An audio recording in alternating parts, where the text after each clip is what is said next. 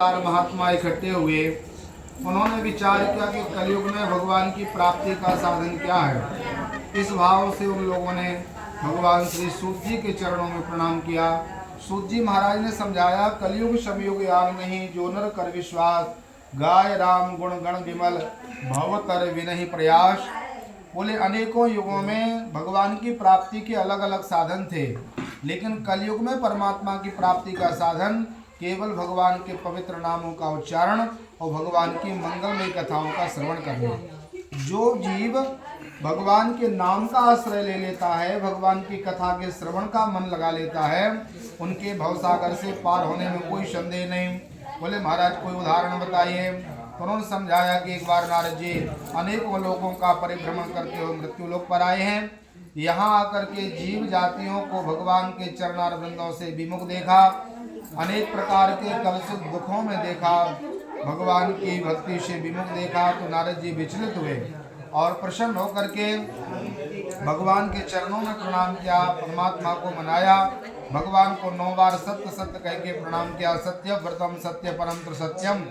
परमात्मा की कृपा हुई तो श्री नारद जी महाराज ने कहा, भगवान मनुष्य जीवन आपकी कृपा से प्राप्त होता है। और पूरा मानव देह उन्होंने भगवत प्राप्ति का साधन का आश्रय नहीं लिया। ऐसे ही सांसारिक सुखों में उनका अपना पूरा अमूल्य जीवन समाप्त हो गया है। तब भगवान नारायण ने कहा, नारद जी आप श्री नारायण का पूजन उनसे कराइए, जिसके करने से यह लोके सुखे भूतवा, पहले तो उनको यहाँ के संसार के सुखों की प्राप्ति होगी और अंत में मेरा ही परम धाम प्राप्त हो जाएगा। बोले महाराज विधि क्या है। तब भगवान नारायण ने परमात्मा की कथा की विधि बताई। पके केले के फल, घी दूध गेहूं का चूर्ण, ये सब सामग्री लेकर परिवार वालों को एकत्रित करके शाम के समय भगवान का विधिवत पूजन अर्चन करें, कथा श्रवण करें। हवन आरती करने के बाद भगवान का वह प्रसाद भक्तों में भोग के रूप में अर्पित कर दें, बांट देवें। जो इस प्रकार श्री सत्यनारायण भगवान का पूजन करते हैं, उनकी सकल कामनाएं पूरी हो जाती और अंत में भगवान की परम धाम की प्राप्ति होती है। तीसरे वेखंडे सत्यनारायण प्रथम अध्याय। बोलिए श्री सत्यनारायण भगवान की जय। अथ द्वितीय अध्याय। पुराः काशीपुरी नगरी हार्दिन तदि ब्राह्मणा। दूसरे अध्याय में श्री सूत जी महाराज ने काशी के ब्राह्मण का चरित्र सुनाया। बड़े ही विद्वान ब्राह्मण थे, पढ़े लिखे थे, ज्ञानी थे, सभी प्रकार का ज्ञान था, लेकिन स्वयं के जीवन में कभी इन्होंने सत्कर्म नहीं किया और पूरा जीवन ऐसे ही समाप्त कर दिया।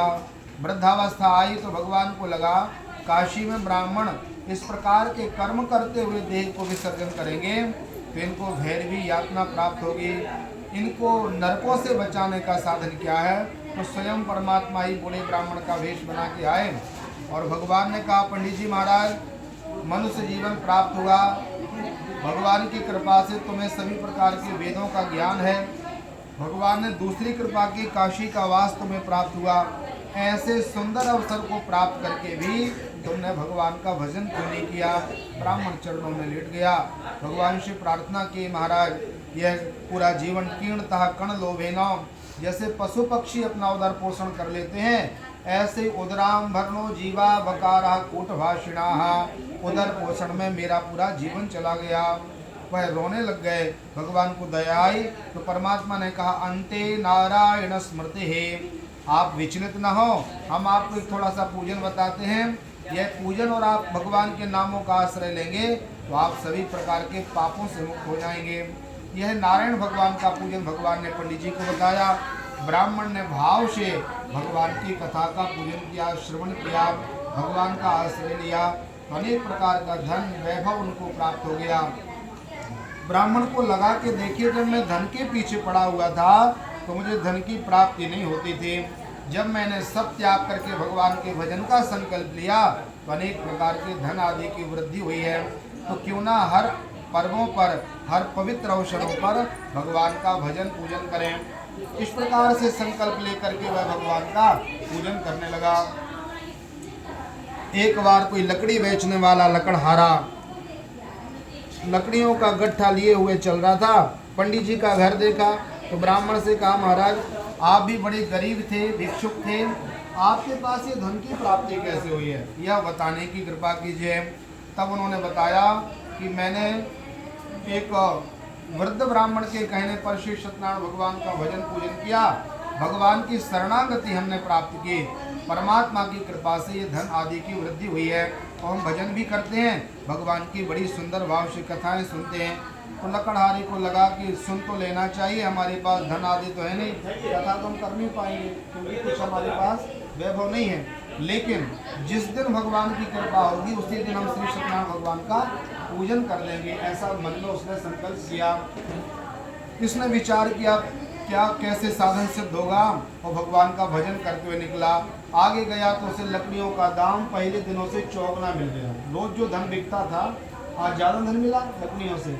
इसको लगा कि ये धन हमारा अन्य कार्यों में खर्च हो जाएगा कहीं ना कहीं, भगवान ने आज ही कृपा कर दी है तो आज ही कथा होना चाहिए। इस भाव से वह घर नहीं गया और वह धन जो ज़्यादा धन मिला था वो बाजार में सामग्री ली और भगवान नारायण की सामग्री को इकट्ठा करके घर आया। अपने परिवार वालों को कहा, सबसे कहा कि देखो आज श्री सत्यनारायण भगवान का व्रत पूजन है, आप सबको व्रत रखना चाहिए। उन्होंने निर्जल निराहार व्रत रखा, भगवान का पूजन किया, कथाओं का श्रवण किया, नाम संकीर्तन का आश्रय लिया। तो भगवान ने कृपा की।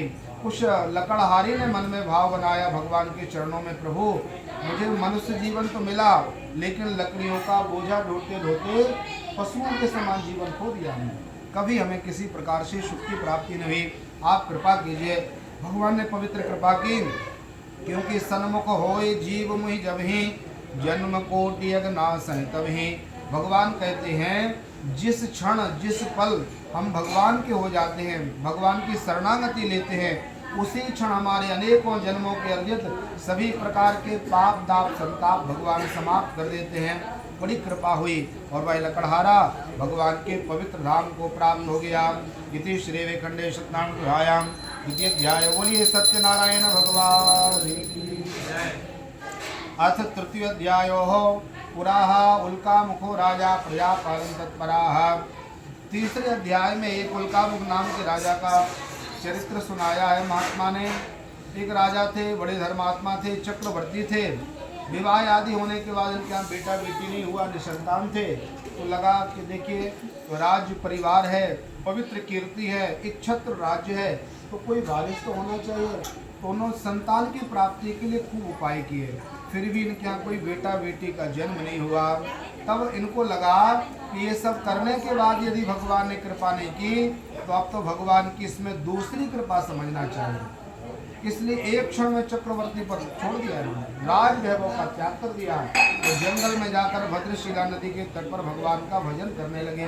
बड़े निष्ठा के साथ भगवान का पूजन कर रहे थे। लेकिन कई लोग सोचते हैं कि देखना तो चाहिए नकली है, कपटी है, क्या कर रहे हैं क्या नहीं, राजबाग छोड़ करके आए हैं, सही है कि नहीं। बड़े दूर देश देशों तक इनका समाचार हो गया। एक व्यापारी आया, जब व्यापारी ने उनका परीक्षण किया तो राजा का भाव उसने देखा। राजा को इसने विचलित करने का मन बनाया। बोले देखो थोड़े से धन की प्राप्ति के लिए कितना क्या पुरुषार्थ करना पड़ता है, कितनी मेहनत करता है व्यक्ति। तो आपको भगवान की कृपा से चक्रवर्ती पद मिला था, क्या कमी थी। दुनिया के सुख आपके पास थे, अनेक प्रकार की सुख सुविधाओं में आप आनंद करते। जंगल में डले हुए हो, भूख लगती है तो पानी पीकर सो जाते हो, सोने की कोई व्यवस्था नहीं है, कोई किसी भी प्रकार की यहाँ पर आपके लिए अनुकूलता नहीं है, तो आपने ये सब क्यों लिया। तब राजा ने समझाया, सुतवित नार भवन परिवारा हो ये जाए जग बारही बारा। बोले देखो ये सुख सुविधाएं हम लोगों ने लाखों लाखों करोड़ों करोड़ों बार प्राप्त की हैं, इसी बार नहीं मिला। जब हमारा जन्म हुआ आहार निद्रा भय मैथुन, हर समय हमने अच्छे से अच्छा भोजन पाया, हर समय हमने अनेक प्रकार की सुख सुविधाओं का भोग किया, यहाँ तक कि हम इंद्र की पदवी पर भी सुशोभित हुए। लेकिन ऐसा कोई साधन अभी तक हम लोगों ने नहीं किया जिसके करने से जन्म मरण का चक्कर समाप्त हो जाए। तो राजा के वैभव को, राजा के ज्ञान को देख करके वह व्यापारी समझ गया कि इन्होंने सच्चे भाव से भगवान की आराधना की है। उसने प्रणाम किया और बोले महाराज हमें भी आप विधि बताइए कैसे ये कथा करते हो, हम भी आपके कहने पर कथा का श्रवण करेंगे। ऐसा भाव बना करके प्रसाद लेके घर गया और अपनी पत्नी को प्रसाद देते हुए कहा कि मैंने एक राजा के यहाँ से श्री सत्यदेव का पूजन देख कर आया हूँ, ये प्रसाद तुम ग्रहण कर लो, जब अपनी कामना पूरी हो जाएगी तब श्री सत्यनारायण भगवान की कथा को घर में कर लेंगे। ऐसा मन में बनाया। भाव। कालांतर में उसकी पत्नी गर्भवती हुई और 10वें महीने के बाद उसके यहाँ सुंदर कन्या का जन्म हो गया। वह चंद्रमा जैसा बढ़ता है ऐसी कन्या बढ़ने लगी, इसलिए उसका नाम कलावती ऐसा नाम रखा गया। तो लीलावती नाम की उसकी जो माँ थी उसने अपने पतिदेव को प्रणाम किया और कहा, भगवान आपने कहा था कि हमारी कामना पूरी होगी, कथा सुन लेंगे, अब कन्या तो हो गई है, आप भाव से कथा का श्रवण कीजिए। लेकिन इसने विचार किया कि चौथे पन में हमारे यहाँ बेटी हुई है, इसका पहले जन्मोत्सव मनाने दीजिए, भगवान की कथा हम थोड़ा रुक करके बाद में कर लेंगे। उसने लंबा समय निकाल दिया लेकिन भगवान का पूजन नहीं, श्रवण किया, कथा नहीं की। इतना समय निकला कि इसकी कन्या का विवाह भी हो गया, फिर भी कथा नहीं सुनी। एक बार ये अपने दामाद को साथ लेकर के राजा चंद्रकेतु के राज्य में गया और विचार किया कि कन्या के विवाह में हमने पूरा धन खर्च कर दिया, अब थोड़ा सा धन इकट्ठा कर लेंगे और कन्या के विवाह के बाद कोई काम नहीं, फिर तो दान पुण्य भजन आदि करते रहेंगे। इसलिए अपने दामाद को लेकर के वहाँ पर गया। व्यापारी तो था ही, बड़ी बुद्धि थी, उसका व्यापार वहाँ पर जम गया और जब व्यापार करने लग गया तो मन संतुष्ट नहीं हो पा रहा। तुलसीदास जी ने लिखा है, जिमी यदि लाभ लोभ अधिक आई, हमारा लोभ लाभ के साथ साथ बढ़ता है, लाभ यदि कम होगा तो लोभ भी हमारा कम रहता है, और जितना हमारा लाभ बढ़ता है लाभ के साथ साथ लोभ की प्रवृत्ति बढ़ती चली जाती है। इसने मन में विचार किया थोड़ा और ऐसा करते करते 12 साल हो गए लेकिन घर आने का मन नहीं हो रहा है। तो दामाद ने कहा, पिताजी बहुत सारा धन हमारे पास है, ये धन अपन घर में रख लेंगे, फिर से आ जाएंगे, अपनी जान पहचान तो हो ही गई है, व्यापार हमारा जमा हुआ है, वही ठीक है। तो रात्रि विश्राम करने का संकल्प किया कि रात्रि विश्राम कर ले, प्रातः चलेंगे। उसी रात्रि में क्या हुआ, भगवान ने मन में विचार किया कि इसने बार बार संकल्प लिया था कि हम कथा सुनेंगे, कथा करेंगे, पूजन करेंगे, लेकिन इतने समय के बाद भी इसने हमारा पूजन नहीं किया, इसलिए अब इसको थोड़ा कुछ समझाना चाहिए। तो शिक्षित करने के लिए इस तरफ से पीछे दो, उसने वहां पर विश्राम करने का मन बनाया और जैसे ही वहां पर वह बैठा तो राज कर्मचारियों के द्वारा, वहां पर राज सैनिकों के द्वारा थोड़ा सा धन पाया। तो वह धन, इसके पास पर्याप्त धन था, लेकिन फिर भी धन की प्राप्ति के लिए वह वहां पर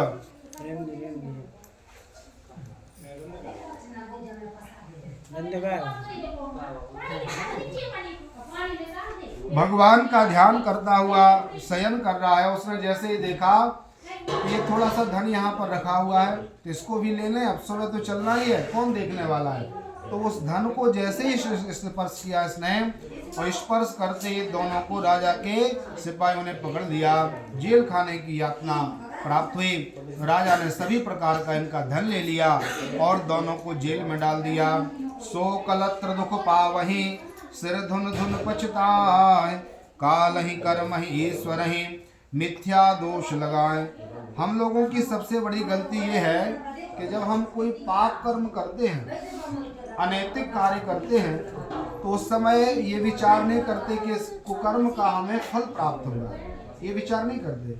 और जैसे ही उस अपवित्र कार्य का हमें फल प्राप्त होता है, उस दोष का जब हमें फल प्राप्त होता है, तो हम लोग अपने आप को कभी दोषी नहीं मानते। किसको? ईश को, काल को, घर को, पड़ोसियों को, अपने आप में, दूसरे स्वजनों को, एक दूसरों के लिए दोषारोपण करते रहते हैं, लेकिन कभी ये विचार नहीं करते कि हमने इस प्रकार का कर्म किया हुआ है। इसने भगवान की अवज्ञा की, झूठ बोला, लेकिन क्या बोल रहा है कि मैंने कोई किसी प्रकार का अपराध नहीं किया, भगवान ने मुझे जेल में डाल दिया, पूरा धन हमारा हरण हो गया, अब हम क्या करें। दुखी था, घर में कुछ भी बचा नहीं, कन्या भीख मांगने के लिए एक पंडित जी के यहाँ गई, ब्राह्मण के यहाँ देखा कथा हो रही है, कोई दुखी व्यक्ति कहीं पर बैठ जाए सत्संग आदि में तो थोड़ा शांति मिलती है, भूखी तो थी, वहां आकर के कथा सुनी, प्रसाद मिला तो थोड़ा प्रसाद पाने लग गई। मन में विचार आया कि मेरी मैया भी घर में भूखी बैठी है, तो कुछ प्रसाद लेकर के घर आई, और जब मैया के हाथ में इसने प्रसाद रखा तो उसकी माँ को याद आ गया, बोली बेटी जब तेरा जन्म नहीं हुआ था उसके पहले हम लोगों ने कथा बोल दी थी, हम राजा के यहाँ से देख के आए थे, उन्होंने कथा का संकल्प ले लिया था, तुम्हारा जन्म हो गया, विवाह कर दिया, लंबा समय निकल गया, आज तक श्री सत्यनारायण भगवान का पूजन हम लोगों ने नहीं किया। इसलिए कोटि त्यक्त्वा हरिम भजे, करोड़ों कामों को छोड़ना पड़े तो त्याग देंगे, लेकिन कल जैसे भी हो पत्रम पुष्पम फलम तोयम, केवल तुलसी के पत्र को अर्पित करके भजन करना पड़े तो कल सत्यनारायण की कथा जरूर सुनेंगे। ऐसा दृढ़ भाव मन में बनाया। भगवान को लगा तो ये कल कथा कर ही देगी। इसलिए उसी रात्रि को भगवान राजा चंद्रकेतु के स्वप्न में आए हैं और राजा को कहा, राजन आपके जेल में अनेक कैदी हैं, लेकिन ये दोनों कैदी जो हैं वो निरपराधी हैं, उन्होंने कोई अपराध नहीं किया था, थोड़ा सा धन कुछ था वो आपका उन्होंने बता दिया था, फिर भी आपने उनको जेल में डाल दिया।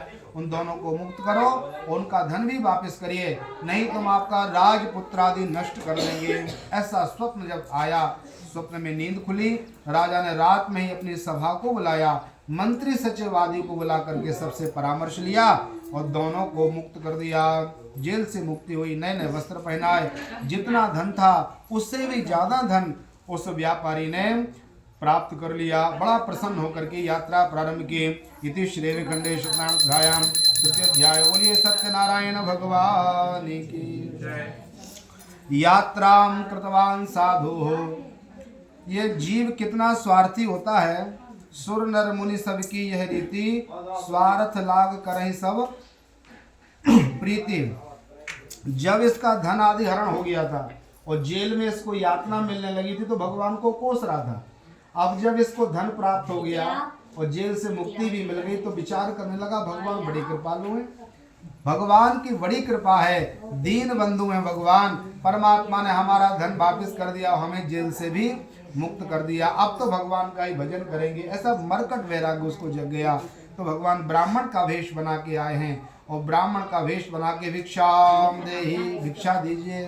अभी तो बनावटी रूप से बोल रहा था, जैसे ही पंडित जी का रूप देखा तो इसको मन में आया इतना सारा धन लेकर के जा रहे हैं, इनको दान देंगे तो ऐसा ना उनका मन आदि बदल जाए। तो इसने कहा महाराज हमारी नाव में कोई धन नहीं है, फूल फल पत्ते आदि भरे हैं, इसी साग पत्ते का हम व्यापार करते हैं और आपके देने योग्य कोई सामग्री हमारे पास नहीं है। आप घर आइए, विधिवत आपको अच्छा सा अच्छा दान किया जाएगा।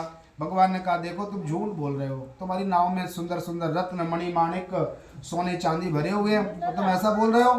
बोले महाराज कुछ नहीं, पत्ते फूल के अतिरिक्त कुछ है ही नहीं। तो परमात्मा ने कहा जाकी रही भावना जैसे, प्रभु मूर्त देखी तुरंत ऐसे। भगवान का एक नियम है, गीता में भगवान कहते यो यथा माम प्रपद्यन्ते तांस तेव भजाम्यहम। जो जिस भाव से हमें देखता है उसको वैसा ही फल हमें हमारा मिलता है। साक्षात परमात्मा कंस के दरवाजे में प्रवेश कर रहे हैं तो कंस को भगवान सुंदर नहीं दिख रहे हैं। कंस को कैसे लग रहा है जैसे मृत्यु ही काला काला रूप लेकर के यमराज आ रहे हो। भगवान यमराज की तरह है क्या? कितने सुंदर है परमात्मा, लेकिन उनकी सुंदरता का दर्शन कंस को नहीं हो रहा, क्योंकि कंस केवल और केवल भगवान को अपना मृत्यु ही मानता था, काल मानता था। हमारी जैसी भावना भगवान के प्रति होती है परमात्मा वैसा ही फल हमको प्रदान करते हैं। इन्होंने झूठ बोला था, पत्ते पत्ते बार बार बोल रहे थे तो भगवान ने कहा यही होगा और उसके नाव में सभी प्रकार का धन नष्ट हो गया। फूल फल पत्ते देख करके एक क्षण में मूर्छित हो गया। मन में विचार आया कि देखिए 12 सालों तक जेल भोगा इस धन की प्राप्ति के लिए और आज ये धन हमारा अपने हाथ से ही चला गया, अब क्या किया जाए। तो उसके दामाद ने कहा पिताजी आप भगवान से कपट करते हो, झूठ बोलते हो, पाखंड करते हो। यदि आपको भगवान की प्राप्ति चाहिए तो आप अपने अपराधों को भगवान से कह दो। हम जब अपने अपराधों को स्वीकार कर लेते हैं, एक तो हम पाप करते हैं और पाप के बाद भी स्वीकार नहीं करते कि हम ऐसा करते हैं। हम अपने आप के अपराधों को यदि स्वीकार कर लें और मन में गिलानी कर लें कि हमसे बड़ी गलती हो गई, इतने करने मात्र में भगवान प्रसन्न हो जाते हैं। कृष्ण आर्त भाव से भगवान को मनाया, प्रभु हमसे गलती हो गई, आप ब्राह्मण का वेश बना के आए, हम आपको नहीं पहचान पाए, हमने आपसे झूठ बोल दिया, अब ऐसी गलती हम कभी नहीं करेंगे, हमारा धन आप वापस कर दीजिए, घर पहुंचते ही हम आपका भजन करेंगे। ऐसा दृढ़ भाव देख करके परमात्मा ने फिर से उसका धन नाव में भर दिया। सुंदर धन लेकर के चल रहा है, मन में विचार कर रहा है कि अब कोई विघ्न ना आ जाए, बार बार ये धन हाथ से चला जाता है, अब तो जल्दी से घर जा करके धन घर में रख दे, फिर दूसरा कोई काम करेंगे, ऐसा मन में संकल्प था। और जैसे ही घर दिखने लगा तो दूर से ही उसने अपने दूतों को भेज दिया घर।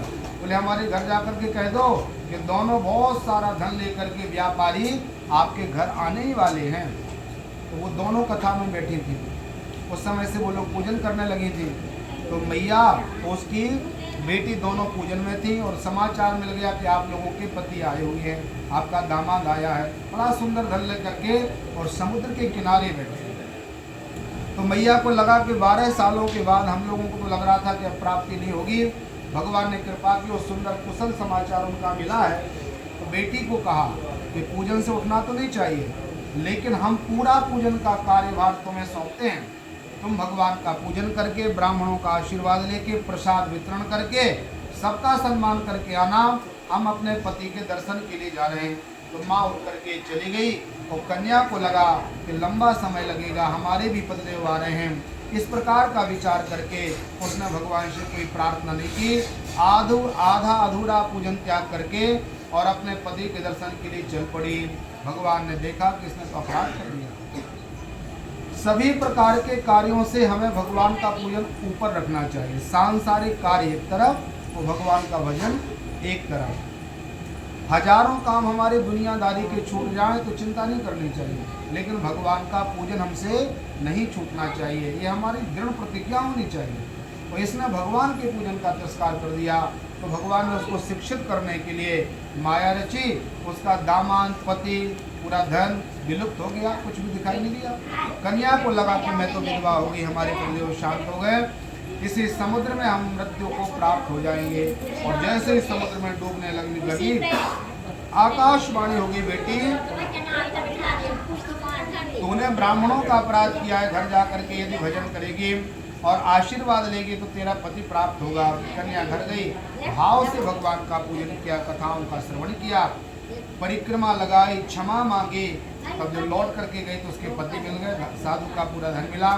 साधु ने मन में विचार किया, इस धन के पीछे ही हमारे लिए अनेक प्रकार के कष्ट प्राप्त होते हैं। तो पूरा धन कन्या को और अपने दामाद को अर्पित करके भगवान के पवित्र नामों का आश्रय लेकर के मोक्ष पा लिया। इति श्री विखंडे स्नान चतुर्थाध्यायो। बोलिए सत्यनारायण भगवान की। अथ पंचम अध्याय। 5वें अध्याय में श्री सूत जी महाराज ने एक तुंगध्वज नाम के राजा का चरित्र सुनाया।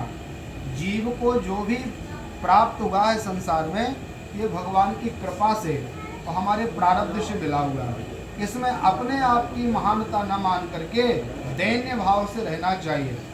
किसी भी प्रकार से अभिमान भगवान स्वीकार नहीं करते। ये कथा सुनाई 5वें अध्याय में। एक तुंगध्वज थे राजा, मन में विचार है हम जो क्षत्रिय हैं, राजा हैं, हम तो जंगल जाके खेलेंगे, और भूखे प्यासे पशुओं का वध किया, मार डाला उनको। और जब वो अपराध करके आए हैं तो ग्वाल बाल जंगल में कथा सुन रहे थे, पूजन चल रहा था वहाँ पर। इनको लगा भैया हम चक्रवर्ती राजा क्षत्रिय हैं, कितने बड़े हैं, ये गांव के ग्वाले कर्मचारी, इनका प्रसाद, इनकी क्या कथा, इनकी क्या पूजन, इनका क्या भगवान।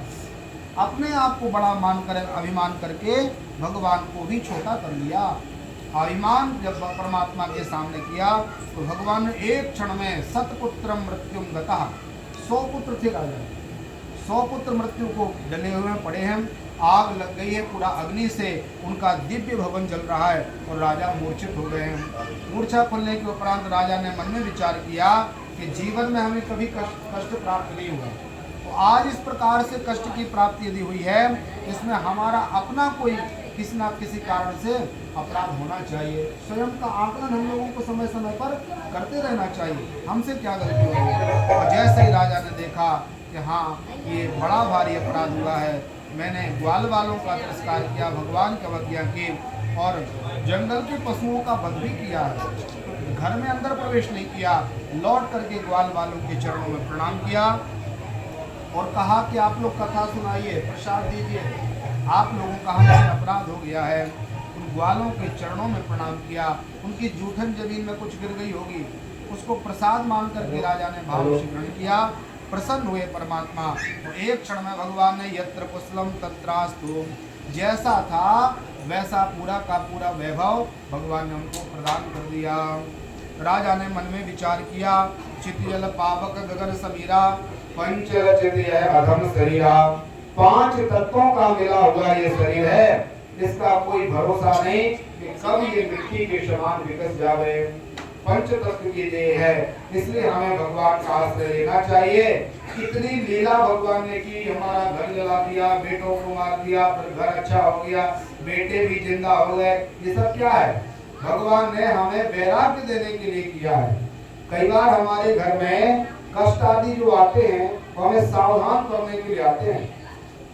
राजा ने बड़े पुत्र को अपना राज वैभव सौंप दिया और स्वयं भगवान के नामों का आश्रय लेकर के परमात्मा का परम धाम प्राप्त किया। श्री सूत जी महाराज कहते हैं कि जो 5 अध्याय में हम लोगों ने सत्यनारायण की कथा का श्रवण किया, इन लोगों को कुछ कुछ कर्म शेष बचे थे, इसलिए फिर से आना पड़ा संसार में। काशी के पंडित जी की जो कथा सुन रहे थे अपन, उनको सुदामा की देह प्राप्त हुई और बचे हुए कर्मों को पूरा करने के लिए महात्मा सुदामा जी ने द्वारिकानाथ भगवान की भक्ति का आश्रय लेकर भगवान का परम पद प्राप्त कर लिया।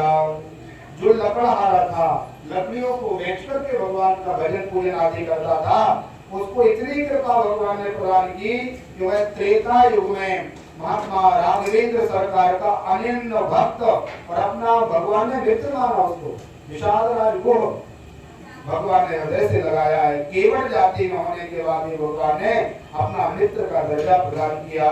अनन्यता के साथ महाराज जी ने भगवान का भजन किया, अंत में भगवान का ही सानिध्य प्राप्त किया। जो उल्काम के नाम के राजा थे वो चक्रवर्ती महात्मा दशरथ जी हुए। उस समय तो बेटा बेटी नहीं हुआ था, भद्रशिला नदी के तट पर भजन कर रहे थे।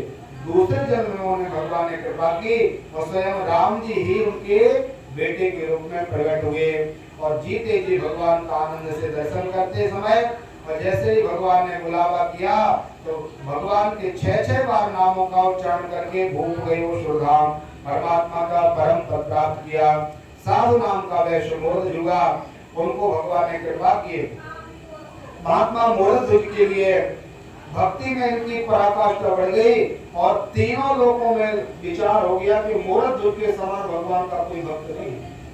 एक बार श्री कृष्ण भगवान अर्जुन से बार-बार बोल रहे भैया उसके समान। अर्जुन को कहा कि मेरा नाम आ नहीं रहा है, आप एक दूसरे राजा का बोल रहे हो, क्या भजन करता है आपका? हम तो उसकी परीक्षा लेना चाहते हैं। भगवान ने कहा चलो, तो परमात्मा अर्जुन और एक साथ में शेर कर लिया। भगवान ने मोरद ध्वज के सामने जाकर के भगवान ने कहा भिक्षा देहि, भिक्षा दीजिए। तो दौड़े, ब्राह्मणों का भेष देख करके प्रणाम किया और कहा महाराज क्या भिक्षा चाहोगे? तो हम लोगों को सुंदर मीठा मीठा भोजन करा दो। तो हमारे साथ जो शेर है ना, ये शेर आपके बच्चे का मांस ग्रहण करेगा। इकलौता बेटा है, कोई बेटे को समर्पित कर सकता है? कोई भी ब्राह्मण ऐसा बोल करके आ जाए, हम लोग ले सकते हैं? कदापि नहीं दे सकते। उन्होंने कहा महाराज बिल्कुल आपका आदेश। बोले एक और शर्त है, आप पति पत्नी दोनों जन बेटे के शरीर को ऐसा काटोगे मेरे सामने और दोनों को रोना नहीं है, अश्रुपात कर दोगे तो हमारा जो शेर है वो आपके बेटे का मांस ग्रहण नहीं करेगा। कहा महाराज बिल्कुल आपका आदेश। और उन्होंने अपने बच्चे को ही अर्पित करने का भाव बनाया है।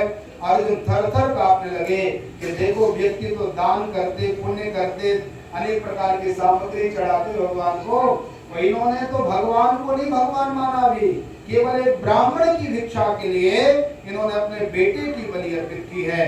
इन्होंने तन मन धन अपना सार सर्वस्व परमात्मा को अर्पित कर दिया। उसी समय भगवान अर्जुन के रूप में अर्जुन और परमात्मा के रूप में परमात्मा प्रकट हुए। अर्जुन ने भगवान के चरणों में लौट करके प्रणाम किया। बोले महाराज आपके भक्तों का पार कोई नहीं पा सकता। ऐसी पवित्र कीर्ति करके महात्मा का परम प्रयाण हुआ। जो तुंगध्वज नाम के राजा थे वो महात्मा मन हो गए और भगवान भोले बाबा के आदेश को पालन करके ब्रह्मा जी के यहाँ से सृष्टि का क्रम करते हैं। सुंदर भगवान का आनंद लेकर के मोक्ष पाते हैं। गांव के ग्वाले जो भगवान की बाल लीलाओं का आश्रय लेने वाले हो गए, भगवान का अंग संग प्राप्त हुआ, अंत में गोलोक की प्राप्ति हुई। इसलिए श्री सूत जी महाराज कहते हैं मनुष्य जीवन का परम लाभ है, हम लोगों का परम लाभ है भगवान की प्राप्ति। 84 लाख योनियों में केवल और केवल ये मनुष्य जीवन ही ऐसा है जिससे भगवान की प्राप्ति होती है। और अन्य योनियों में तो भगवान ने काम सौंप दिए अलग अलग, लेकिन इस योनि का काम केवल एक ही है, जीवस्व तत्व जिज्ञासा। तत्व की प्राप्ति, भगवान की प्राप्ति हमारा परम लक्ष्य होना चाहिए। इसके अतिरिक्त हमारा कोई दूसरा लाभ नहीं है। भगवान तुलसीदास जी कहते हैं, मनुष्य जीवन मोक्ष का दरवाजा है। मोक्ष के दरवाजे पर हम लोग खड़े, केवल एक पैर रख करके अंदर प्रवेश करना है। इसलिए व्यर्थ की आडंबर, अनेक प्रकार के झूठ, पाखंड, मत समात्सर, एक दूसरों से ईर्षा, द्वेष आदि का त्याग करके हम लोगों को भगवान के पवित्र नामों का आश्रय लेना चाहिए। राम, कृष्ण, नारायण, शिव, दुर्गा जी, भगवान गणपति, सूर्य, इन पंचदेवों की उपासना करते हुए अपने तन मन धन को भगवान के सेवा में विनियोग करते हुए अपना इस जीवन का लाभ लेना चाहिए। यदि हमने भगवान का भजन नहीं किया तो लिखा है, ये आंखें हमारी मोर के पंख के समान है, हमारे कान नहीं है, फिर वो सर्प के बिल के समान है। कोई सर्प के बिल का दर्शन करने जाता है? कभी नहीं जाता। लौट के कहीं से पड़ जाए तो दूर भागता है। ऐसे ही हमारे कान हो जाते यदि हम कथाएं ना सुने। इस जिह्वा से गाली गलौज करने के लिए भगवान ने जीभ नहीं दी हमें। केवल राम, कृष्ण, नारायण के पवित्र नामों के संकीर्तन के लिए जीभ मिली हुई है। यदि जीभ से भगवान के नाम का उच्चारण न किया जाए तो ये मेंढक की तरह जीभ है। भगवान के चरणों में सिर झुकाना चाहिए, भगवान की कथाओं का श्रवण करना चाहिए। यही हमारे मनुष्य जीवन का सर्वोत्कृष्ट लाभ है। इति श्री वेंकटेश सत्यनारायण उत्थायाम पंचम अध्याय। बोलिए श्री सत्यनारायण भगवान की, श्री वृंदावन बिहारी लाल की। एक पात्र इकट्ठा ले लो सबका।